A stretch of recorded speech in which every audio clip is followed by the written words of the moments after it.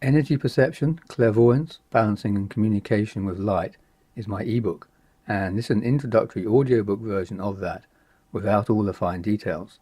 I think looking at clairvoyance or mediumship over the years, it's mostly within a Christian spiritualist scenario, and one of the main problems with that is the Christian church doesn't really agree with mediumship, so there's an inherent conflict present there.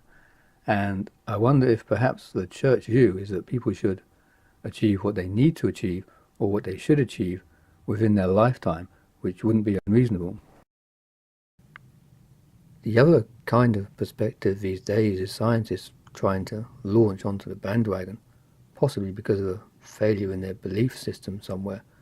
But recently I was looking at a parapsychology site which was full of investigating chi energy, and thinking about this, it occurred to me, having practiced Tai Chi and Qi Kung for over 25 years, in relation to practice, Qi is not a form of energy, it just means energy.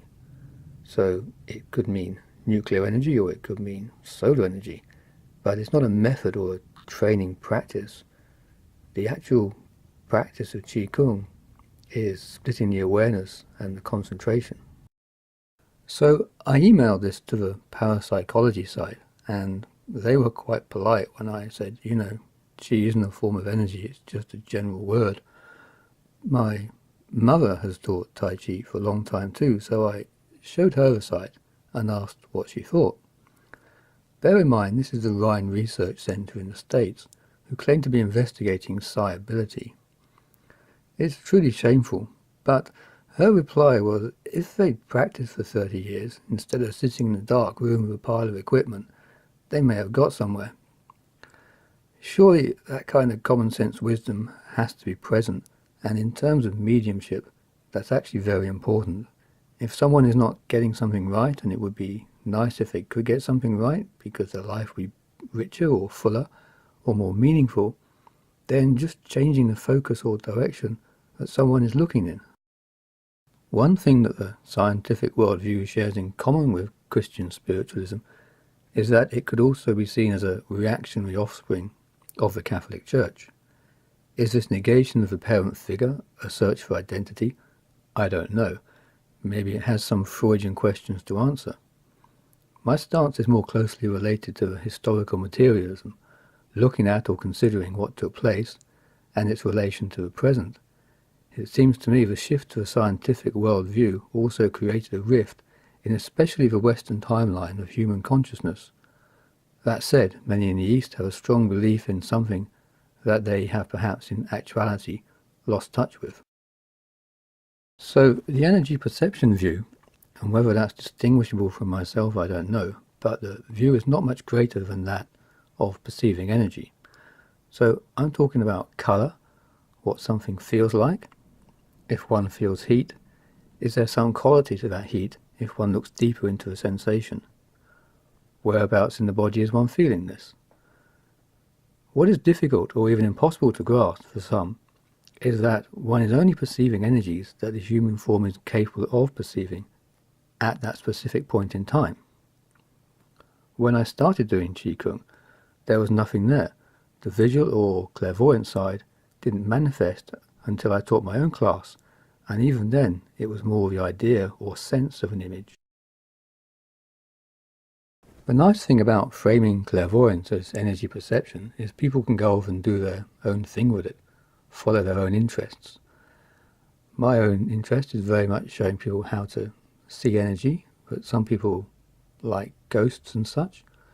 Coming from a strict discipline of Qi Kung, I often find it hard to get my head around all the diverse interests, but taking the time to talk things through tends to balance things out. The point of clairvoyance is that it can be too difficult to give advice to someone based on one's own experience. Where a person is from, as in long-term history, and where they are going is complex, so other agents are involved. How does one do clairvoyance?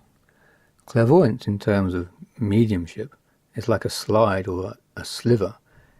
It also has some depth to it. Within this slide, all the information is present, Think of it as translation. You are translating something into a message and language to someone in a way that they will understand. So the information present in that slide has to contain who it's for, but also what it's about, and in some sense of who it's from. The whole picture has to be there. Sometimes I think of this as communication English, the ability to transmit meaning, what is meant by what is said, or to transmit the ability to do something. I could describe clairvoyance as a state in which one exists, and an example of that would be, like a dress without a seam, she wears time on her left sleeve, which is the essence of continuity. Energy perception is more advanced than standard mediumship, and requires clairvoyance as a solid foundation layer. Energy perception is not about a message. In fact, it is a limited realization of the energy heading for a person. Perhaps the energy hits the eyes and, like a prism, comes out as a colour spectrum. If I'm doing this with someone, the mass of the energy will largely bypass me, and I'll attempt to direct the person to focus their attention in a way that they channel and connect to that energy. The nature of this is actually profound, and what usually amazes me is how people will do it just on suggestion. I suppose the connection is always there, but the mind can be somewhere else. People can be distracted. If someone has a genuine desire to learn this, they probably will, in their own fashion.